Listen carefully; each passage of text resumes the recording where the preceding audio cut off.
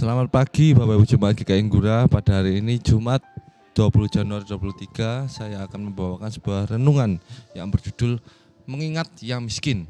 Renungan pada hari ini didasari dari Galatia 2 ayatnya yang ke-1 sampai yang ke-10. Namun saya akan membacakannya di ayatnya yang ke-10 sebagai sebuah penekanan. Demikian. Hanya kami harus tetap mengingat orang-orang miskin, dan memang itulah yang sungguh-sungguh kuusahakan melakukannya. Ya Bapak Ibu, J. Sikel pernah menulis gereja bisa hidup tanpa gedung, tetapi gereja tidak bisa hidup tanpa diakonia. Ya, kata-kata Sikel ini terbukti di masa pandemi COVID-19, di mana gedung-gedung gereja tutup, tetapi ibadat tetap berlangsung. Bukan hanya ibadat virtual, tetapi ibadah konkret, di mana gereja dan warga jemaat membagi kasih dalam bentuk karya diakonia bagi yang lain. Paulus dalam surat yang kita baca ini berusaha untuk meyakinkan jemaat di Galatia mengenai kerasulannya.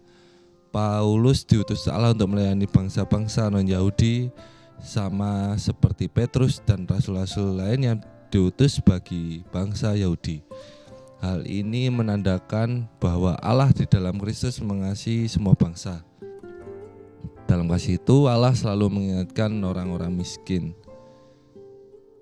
Orang-orang miskin ini adalah representasi dari orang-orang kecil yang kerap diabaikan oleh sesamanya. Sebagaimana Yesus Kristus, Sang Diakonos Agung.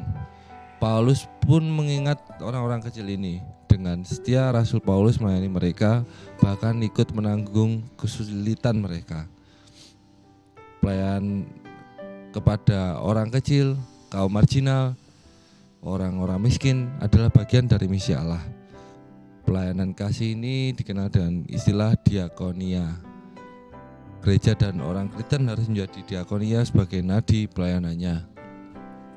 Tanpa ini, seperti yang dikatakan Sikel di atas, gereja tidak bisa hidup atau mati.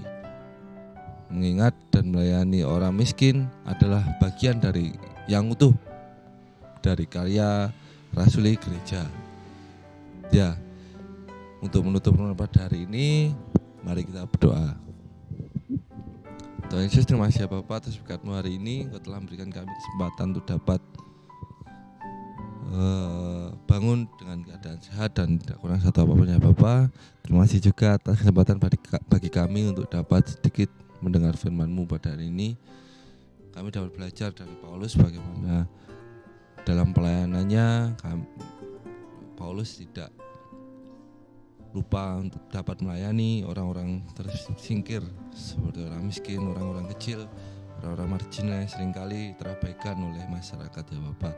Dan kiranya kami dapat mencontoh pelayanan dari Rasul Paulus supaya kami dapat terus menghidupi gereja kami sebagai sebuah kasih bagi sesama kami. Terima kasih ya Bapak, dan dalam nama Yesus kami mohon dan doa. Amin. Selamat pagi Bapak Ibu Jemaat. Tuhan Yesus memberkati.